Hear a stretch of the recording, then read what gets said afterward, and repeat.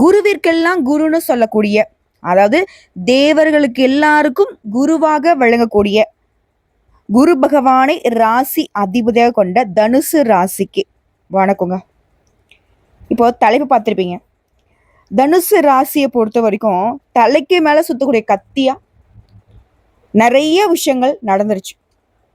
தலை தப்புமான்ற அளவுக்குலாம் பாதிக்கப்பட்டுட்டோம். இப்போ தனுசு ராசிக்கு செவ்வாய் பயிற்சியும் வந்திருக்கு. இந்த காலகட்டம்ங்கிறது தனுசு ராசியை வச்சு செய்ய போறாரு செவ்வாய் பகவான். ஆனா நான் இருக்கும் போது எப்படிப்பா ஏன் ஆளுமல் நீ கை வைப்பேன்னு சொல்லக்கூடிய அளவுக்கு உங்களுடைய அதிபதி குரு பகவான் செவ்வாய் பகவான் தரக்கூடிய ஆபத்துகள் எல்லாத்தையும் அதிர்ஷ்டமாக கொட்ட போறார். அதே நேரத்துல ஒரு சில விஷயங்கள் நமக்கு தலை தப்புமான்ற அளவுக்குலாம் நடக்கும். ஸோ உஷாரா இருந்துக்கோங்க. இப்போ தனுசு ராசிக்காரங்க என்ன யோசிப்பீங்கன்னா, அட போமா நீ அதுக்கு நீ சொல்லாமே இருக்கலாம், ஏதாவது நல்லதுன்னு சொன்னா பரவாயில்ல, இப்படி ஆபத்துங்கிறிய அப்படின்னு சொன்னீங்களா, அப்போ அதிர்ஷ்டம்னு சொன்ன இல்லைங்களா, இந்த ஆபத்தை எப்படி நீங்க கையாளலாம், அதோட குரு பகவான் உங்களுக்கு எந்த மாதிரி அதிர்ஷ்டத்தை கொடுக்க போறாரு, கெட்டதை எப்படி விளக்கணும், நல்லதை எப்படி தூக்கி பிடிக்கணும், இதுதான் நீங்க தெரிஞ்சுக்கூடிய விஷயமா இருக்கு. ஸோ அந்த வகையில இந்த ஜூன் மாதத்துல செவ்வாய் பகவான் கடகராசிலேருந்து சிம்ம ராசிக்கு பயிற்சி ஆகிட்டார். ஜூலை மாதம் 28ஆம் தேதி வரைக்கும் சிம்ம ராசிலேருந்து ஜூலை 28க்கு பிறகு கன்னி ராசிக்கு சனி பகவானுடைய நேர் பார்வைக்கு போறார். சரிங்களா? இதன் காரணமா தனுசு ராசிக்காரர்களுக்கு இந்த 45 நாட்கள்ல அதிர்ஷ்டங்கள் கிடைக்கும். அதே நேரத்துல ஒரு சில விஷயங்களை நீங்க கவனமாகவும் இருக்கணும். ஓகேங்களா? இப்போ பொதுவாக வந்து பார்த்தீங்கன்னா செவ்வாய் பகவான் அப்படிங்கிறவர் அங்காரகன், பூமிக்காரகன், நீதியை நிலைநாட்டக்கூடிய வலிமையான கிரகணம் பெயர் எடுத்தவர். இப்போ பொதுவாகவே ஒருத்தனுடைய வாழ்க்கையில கஷ்டம் அப்படின்னாக்கா ஜாத்து இந்த சனி பகவானால எதாவது பாதிப்பு இருக்கா பார்த்து சொல்லுமா அப்படின்வாங்க. ஆனா அவரு கூட பரவாயில்லைங்க. ஆனா அந்த செவ்வாய் பகவான் அப்படிங்கிறவரு உங்களுக்கு சாதகமா இருந்தா உங்களை மாதிரி ஒரு அதிர்ஷ்டசாலியை பார்க்க முடியாது, உங்களுக்கு பாதகமா இருந்துட்டாக்க உங்களை மாதிரி துரதிருஷ்டசாலியை பார்க்கவே முடியாது. ஏன்னா எதிரி தொல்லை அதிகமா இருக்கும், கொலை நடக்கும், கொள்ளை நடக்கும், கோர்ட்டு கேஸ் வழக்குன்னு அலைய விடுவாரு. சாதகம் இல்லாத சூழ்நிலை இருக்க பொழுது ஏன் ஜெயிலுக்கு போகக்கூடிய ஒரு சூழ்நிலை, அதே போல வண்டி வாகனத்துல போகிறப்போ வர பிரச்சனை வருது, இல்ல சண்டை வருது, சச்சரவு வருது, இது வண்டி வாகனங்களால விபத்துகள் வருது, இதுக்கெல்லாமே காரணகர்த்தாவும் இவரா வருவார். ஆனா இப்போ இவர் வந்து இந்த அளவுக்கு பாதிப்பை கொடுக்கவே முடியாது. என்னதான் ஒரு முயற்சி பண்ணாலும் செவ்வாய் பகவான் தனுசு ராசியை ஒழிச்சிடலான்னு நினைச்சாலும் சரி, உங்களுடைய குரு பகவான் குறுக்க அந்த கௌசிக் வந்தா அப்படிங்கிற மாதிரி போய் நிற்பார். என்ன மீறி தொடரா பார்க்கலாம் அப்படிங்கிற மாதிரி. புரியுதுங்களா? தனுசு ராசிக்கு குரு பகவானை பொறுத்த வரைக்கும் ஒரு பாதுகாப்பு கவசமாக நிக்க போறார். அது எப்படிமா எங்களை காப்பாற்ற போறாரு, ஆல்ரெடி பார்த்தனக்க ரொம்ப கஷ்டத்துல தான் இருக்கும், இப்போ இது வேற வருது, நிஜமாவே அந்த குரு பகவானுக்கு என்னை காப்பாற்றக்கூடிய வலிமை இருக்கு, அதை கொஞ்சம் பாரு அப்படின்னு கூட யோசிப்பீங்க. ஏன்னா முடியல, யாரை நம்புறது, எந்த தெய்வம் நமக்கு துணை வருமோ அப்படின்ற மாதிரி ஒரு சில நேரங்கள்ல எந்த ஒரு நம்பிக்கையும் இல்லாம கூட தவிச்சிருப்பீங்க இல்லையா? ஏன்னா அந்த அளவுக்கு நிறைய சங்கடங்களை பார்த்துட்டீங்க. ஸோ அந்த சங்கடங்கள்ல இருந்து விடுதலை கிடைக்க போகுது. அதே நேரத்துல ஒரு சில விஷயங்கள கவனமா இருந்துட்டோம்னாக்க பெருசா எந்த ஒரு பாதிப்பும் இல்லாம அழகா வாழ்க்கை அப்படியே உருட்டிக்கலாம். ஸோ தனுசு ராசியை பொறுத்த வரைக்கும் அஷ்டமஸ்தானத்துல செவ்வாய் பகவான் நீச்சமா இருந்தார் இத்தனை நாளா. இதனால குழந்தைகள் பிடிவாத குணத்தோட செயல்பட்டு இருந்திருப்பாங்க. குடும்பத்திலையும் வரக்கூடிய பிரச்சனைகளுக்கு குழந்தைகளே காரணமாகவும் இருந்திருப்பாங்க. நிம்மதி இல்லாம தூக்கம் இல்லாம தவிச்சு இருப்பீங்க. இப்போ அந்த செவ்வாய் பகவான் 9ஆம் இடத்துக்கு வந்திருக்கிறதுனால ஒரு விதத்துல விடுதலையும் சொல்லலாம், இன்னொரு விதத்துல செலவை கொடுக்கூடிய இடம்னு சொல்லலாம். செலவுகள் அதிகமாகும், தந்தை வழியில செலவுகள் வரும், தந்தை ஆரோக்கியத்துல செலவுகள் வரும், உடைய இளைய உடன்பிறப்புகள் வகையில செலவு வரும். ஸோ இந்த செவ்வாய் பகவானை பொறுத்த வரைக்கும் உறவுகளுக்கு காரணகர்த்தா, குறிப்பா உடன்பிறப்புகளுக்கான கிரகம் இவர். சரிங்களா? ஸோ அதனால உடன்பிறப்புகள் கிட்ட இல்ல உடன்பிறப்பு வகையில இருக்கக்கூடியவங்க கிட்ட அவங்க எனக்கு அண்ணன் முறை வேணும், தங்கச்சி முறை வரும், அக்கா முறை வேணும் சொல்றீங்களா, அந்த மாதிரி ஆட்களால கூட உங்களுக்கு பாதிப்பு வரும். குறிப்பா ரத்த பந்தம் கூட பிறந்தவங்க இருக்காங்க இல்லையா, உடன்பிறப்புகள், அவங்களாலையும் உங்களுக்கு பிரச்சனைகள் வரும். உஷாரா இருந்துக்கோங்க. உறவுகள் விஷயத்துல உஷாரா இருங்க தனுசு ராசிக்காரங்களே. இதோட உடன்பிறப்புகளுடைய திருமண செலவுகள்லாம் வந்துகிட்டே இருக்கும். உங்க ராசிக்கு 7ஆம் இடத்துல இருந்து கொண்டு 3ஆம் இடத்தை பார்ப்பதன் மூலம் தம்பி தங்கைக்கு உங்களுடைய உதவி தேவைப்படும். 1.5 மாசத்துக்கு குரு பகவானுடைய அருள் உங்களுக்கு உதவிகரமா இருக்கும். அடுத்த ஆரோக்கியம். சனி பகவான் 4ஆம் இடத்துல இருந்து பார்வையை கொடுப்பதால செவ்வாய் செய்யக்கூடிய செயல்பாடுகளுக்கு அலைச்சல் ஏற்படும். உடல் சோர்வின் மூலம் செலவு ஏற்படுவதற்கான வாய்ப்பு இருக்கு. கழுத்து கீழ் பகுதியில் இருந்து தொப்புள் வரைக்கும் தொற்று நோய்கள் ஏற்படுறதுக்கு வாய்ப்பு இருக்கு. கவனமா இருங்க ஆரோக்கிய விஷயத்துல. அக்கறை எடுத்துக்கோங்க. ஃபர்ஸ்ட் ஆஃப் ஆல் பின்னாடி பார்த்துக்கலாம் அப்படின்றதுலாம் வந்து இது ஒன்றும் வேலை கிடையாது. இன்னைக்கு இல்லையா நாளைக்கு செஞ்சுட்டு போலாம் அப்படிங்கிற மாதிரிலாம். நம்ம வந்து ஆரோக்கியம் மட்டும்தான் உண்மையான செல்வம்ங்கிறத மறந்துடாதீங்க. அதே போல பயணங்கள். சுக்கிர பகவானை பொறுத்தவரைக்கும் ராசிக்கு 6ஆம் இடத்துக்கு பயிற்சி ஆகிறாருங்க. இதனால அனாவசியமான பொல்லாப்பை ஏற்படுத்தி செலவுகளை ஏற்படுத்துறதுக்கான வாய்ப்பு இருக்கு. திரும்ப திரும்ப அந்த செலவுங்கிற விஷயத்துல தாங்க தனுசு ராசியோட வாழ்க்கை வந்து சிக்கி தவிக்குது. ஸோ இப்போ செலவு வரும்னு தெரிஞ்சிருச்சு. கையிருப்ப கொஞ்சம் பார்த்து செலவு பண்ணுங்க. வரக்கூடிய வருமானத்தை வந்துட்டு எப்படி அதிகப்படுத்தணும்னு பார்த்துக்கோங்க.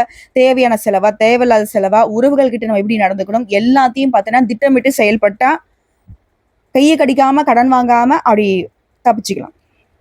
அடுத்துதான் செவ்வாயும் 12ஆம் இடத்தை பார்க்கிறாரு. சுக்கிரனும் 12ஆம் இடத்தை பார்க்கிறாரு. வேலை விஷயங்கள், பதவி உயர்வு தொடர்பான விஷயங்களுக்காக கடல் கடந்து நீங்க பயணம் போறதுக்கு வாய்ப்பு இருக்கு.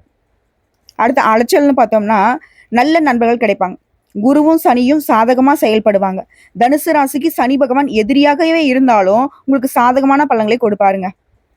ஸோ ஜூன் 6ஆம் தேதியிலிருந்து ஜூலை 28ஆம் தேதி வரைக்கும் அலைச்சல் ஏற்படும் மாதமா தான் இருக்கு. இருந்தாலும் வெளிநாட்டுக்கு செல்லக்கூடிய யோகம் இருக்கு. இளமனால ரொம்ப வருஷத்துக்கு முன்னாடியே வந்து பார்த்தீங்கன்னாக்கா வெளிநாட்டுக்கு வந்துட்டேன், திரும்பவும் வந்து இந்தியாவுக்கு போகணும்னு ஆசையா இருக்கு, சொந்த தாய் நாட்டுக்கு போகணும்னு ஆசையா இருக்குன்னு சொல்லி நினைச்சிட்டு இருக்கவங்களுக்கு அதற்கான வாய்ப்பும் இருக்கு. ஸோ வெளிநாட்டு யோகம் இருக்கு. ஆனா எதை செஞ்சாலும் தனுசு ராசி பொறுமையை கடைபிடிக்கணும். அதே போல அப்பா வழி சொத்து சம்பந்தமான செலவுகள் ஏற்படுறதுக்கு வாய்ப்பு இருக்கு. ஆக்கிரமிப்பு சொத்துக்களை மீட்டு தந்தை கிட்ட ஒப்படைப்பதற்கு அதற்கான வழக்கு செலவு, இந்த மாதிரி ஏதாவது ஒரு வகையில செலவுங்கிறது திரும்ப திரும்ப வரும். ஏகப்பட்ட குழப்பங்கள் உண்டாகும். எதிரிகள் சார்ந்த தொல்லைகள் அதிகமாகும். ஜூலை 26ஆம் தேதிக்கு பிறகு சுக்கிரன் உங்களுடைய சப்தமஸ்தானத்துக்கு வந்து குருவோட இணைவதால நண்பர்களால சில மாற்றங்களை ஏற்படுத்தும். அது வரைக்கும் பொறுமையாக இருக்கிறது நல்லது. இன்னும் சொல்லப்போனா நிறைய வீண் விரயங்கள் ஆகுங்க. தந்தை வழி உறவுகளோட மோதல் போக்கை கடைபிடிக்கும் சூழல் இருக்கிறதுனால உங்களுக்கு வீண் விரயங்கள் ஏற்படுறதுக்கு வாய்ப்பு இருக்கு. தாய் தந்தையுடைய ஆரோக்கியத்துக்கு செலவு ஏற்படும். தந்தை வழி சொத்துக்களால செலவு ஏற்படும். வேலை சம்பந்தமா வெளியூருக்கு சென்று அதற்காக செலவு ஏற்படும். நான் வெளியூரும் போல, வெளிநாட்டுக்கும் போகலாமா, ஆனாலே உள்ளூர்லயே இருந்தா கூட சில அலைச்சல்களை நீங்க சந்திக்க வேண்டிய சூழ்நிலை தான் இருக்கு. ஆனா இதை தாண்டி தனுசு ராசிக்கு எந்த இடத்துலையுமே மதிப்பு மரியாதை குறையறதுக்கு வாய்ப்பே கிடையாது. உடைய மூத்த உடன்பிறப்புகள் உதவிகரமா செயல்படுவாங்க. ஆனா அவங்களுடைய உதவியும் நம்பிக்கிட்டே இருக்க முடியாது. ஸோ தனுசுக்கு நான் என்ன சொல்ல வரேன்னா, செலவு வரும், பார்த்து செலவு பண்ணுங்க. யாரையும் நம்பாதீங்க. பண விஷயத்துல கராரா இருங்க. முடிஞ்ச அளவுக்கு திட்டமிட்டு செயல்படுங்க. செயல்படுத்துறதுக்கு முன்னாடி இது வந்து சரி வருமா சரி வராதா அப்படின்ற மாதிரி பார்த்துக்கோங்க. பயணங்கள் போகக்கூடிய விஷயத்தெல்லாம் வந்து கண்டிப்பா நம்ம போனா அந்த வேலை நடக்குமா, இல்லையா இன்னைக்கு இல்லையா நாளைக்கு பார்த்துக்கலாம், அந்த மாதிரி ஒரு புரிதல் இருக்கணும். முன்னெச்சரிக்கை இருக்கணும். விழிப்புணர்வோடு தான் தனுசு வந்து செயல்படணும். ஆல்ரெடி நீங்க அப்படிதான் இலக்குகள் வைத்து திட்டமிட்டு செயல்படக்கூடியவங்க தான். இருந்தாலும் இந்த காலகட்டத்துல செவ்வாய் பகவான் உங்களுக்கு குழப்பத்தை ஏற்படுத்திக்கிட்டே இருப்பார். பிரச்சனை மேல பிரச்சனையை கொடுக்குறப்போ நமக்கே மண்டை குழம்பிடும். அட விடுங்கடா அப்படின்ற மாதிரி இருக்கும். சரிங்களா? அந்த மாதிரி சூழ்நிலை தான் ஆல்ரெடி இருக்கீங்க. மேலும் மேலும் எந்த ஒரு பிரச்சனையும் உங்களுக்கு வரக்கூடாதுன்னு நினைச்சா கொஞ்சம் உஷாரா இருந்துக்கோங்க. இதோட குடும்பத்தை பொறுத்தவரைக்கும் கோபம் இல்லாம இருக்கணுங்க. அடுத்தவங்க விஷயத்துல நீங்க தலையிடவே கூடாது. குடும்ப விஷயத்துல மற்றவங்களுடைய தலையீடு இல்லாமலே நீ பார்த்துக்கணும். கணவன் மனைவிக்கிடையே சண்டை சச்சரவு இதெல்லாம் வேணாம். வெள்ளக்கூடியை கட்டு உட்காந்துக்கோங்க. இல்லை வெள்ளக்கூடியே வந்து பார்த்தீங்கன்னா மூஞ்சில போத்திக்கோங்க. தோல் சார்ந்த பிரச்சனைகள்ல மிகுந்த கவனமா இருக்கணும். கால்சியம், விட்டமின் குறைபாடு, மூட்டு வலி, கை கால் வலி, இருமல், இந்த மாதிரி பிரச்சனைகள் வரத்துக்கு அதீத வாய்ப்புகள் இருக்கு. அப்படி ஏதாவது இருக்குனாக்க உடனே மருத்துவக்கிட்ட போயிட்டு சிகிச்சை எடுத்துக்கிறது நல்லது. அதே போல தெய்வ வழிபாடு செய்யறது, பசுமாட்டுக்கு உணவளிக்கிறது, இதெல்லாம் வந்து உங்களுக்கு அற்புதத்தை ஏற்படுத்தும். கோபத்தை மட்டும் தவிர்த்துட்டீங்கன்னா நடக்கிறதெல்லாம் ஓரளவுக்கு சாதகமா நடக்கும். மற்றபடி அனைத்து விஷயங்களும் நன்மையும் கொடுக்கும், அனுகூலத்தையும் ஏற்படுத்தும். நல்ல தொழில், உத்தியோகம், வியாபாரத்துல ஏற்றம், பெரிய முன்னேற்றம் ஏற்படக்கூடிய காலகட்டமா நீங்க அதை எப்படி கையாளுறீங்கிற விஷயத்துல தான் இருக்கு. ஆனா இதற்கும் வாய்ப்பு இருக்கு, அதற்கும் வாய்ப்பு இருக்கு. அதாவது மதில் மேல் இருக்கக்கூடிய பூனை மாதிரி செவ்வாய் பேச்சுங்கிறது நீங்க திட்டமிட்டு செயல்பட்டுட்டா, நீங்க முயற்சி பண்ணீங்கன்னா, அதை ஒரு எட்டு வச்சீங்கன்னா குரு பகவானுடைய அருளாசினால நீங்க 10 எட்டு நடக்க முடியும். நான்லாம் நடக்க மாட்டேன்னு அங்கேயே உட்கார்ந்துருந்தா குரு பகவானால ஒன்றும் பண்ண முடியாது. ஏன்னா அவர் வந்து முழு சுபகிரகம், சூதுவா தெரியாதவர் தான். சரிங்களா? ஒண்ணு செஞ்சா நல்லா செய்வார், இல்லை செய்யாம ஒதுங்கி நிற்பாரு. உங்களுடைய அதிபதி அப்படிதான். ஸோ அதனாலதான் தனுசு இது நாள் வரைக்கும் வந்து பார்த்தீங்கன்னா பெருசா எந்த விதமான குறுக்கு வழியுமே நீங்க பயன்படுத்திருக்க மாட்டீங்க. இது நாள் வரைக்கும் கடினமா நேர்மையா தான் உழைச்சிருப்பீங்க இல்லையா? 10 பேருக்கு உங்களால பயன் தான் கொடுத்துருப்பீங்க.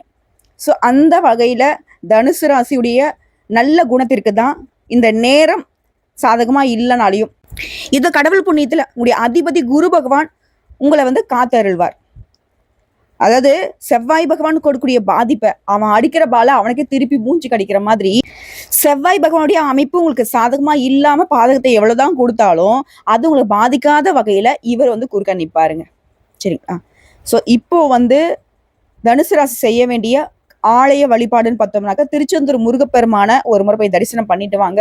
முடியாத பட்சத்தில் வீட்டில் இருந்தே அனுதினமும் அவரை நினச்சி வீட்டில் தீபம் ஏற்றி வழிபாடு செஞ்சாகணும். கட்டாயம் ஒவ்வொரு வியாழக்கிழமையுமே குரு பகவானுக்கு விரதம் இருந்து நீங்கள் அந்த நாளில் வந்து மஞ்சள் நிறத்தை அதிகமாக பயன்படுத்துங்க. அதே போல் துறவிகளுக்கு மஞ்சள் நிற உடைகளை தானம் கொடுங்க. அதே போல் மஞ்சள் நிற இனிப்புகளை குரு பகவானுக்கு வச்சு படைச்சு வரக்கூடிய பக்தர்களுக்கு நெய்வேத்தியமாக கொடுங்க. மறக்காம ஒவ்வொரு வியாழக்கிழமையும் அருகில் இருக்கக்கூடிய நவகிரகங்களில் வீற்றக்கூடிய குரு பகவானுக்கு மஞ்சள் வஸ்திரம் சாற்றி வழிபாடு செய்யுங்க. நல்லெண்ணெய் தீபம் ஏற்றி. இதோட உங்களால் முடியும் அப்படின்னு நினச்சிங்கன்னா ஒரு 10 ஏழை எளிய மக்களுக்கு உணவு வாங்கி கொடுங்க. அவருடைய பசி போக்க உங்களுடைய கஷ்டங்கள் மறையும். வாழ்த்துக்களுங்க. ஏதோ ஒரு அளவுக்கு வாழ்க்கை சிறப்பாக இருக்க இந்த பரிகாரம் உங்களுக்கு பலன் கொடுக்கும்.